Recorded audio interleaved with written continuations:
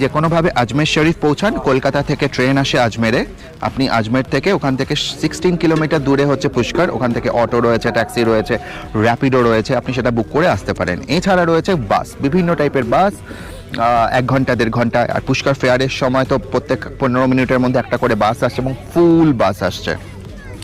আর যদি ফ্লাইট করে আসেন তাহলে হচ্ছে জয়পুর থেকে ইটস লাইক 100 কিলোমিটার দূরে হচ্ছে পুষ্কর, যে কোনো ওখান থেকে জয়পুর থেকে বাস রয়েছে, জয়পুর থেকে ট্যাক্সি রয়েছে, আপনি ওখানে করে আসতে পারেন।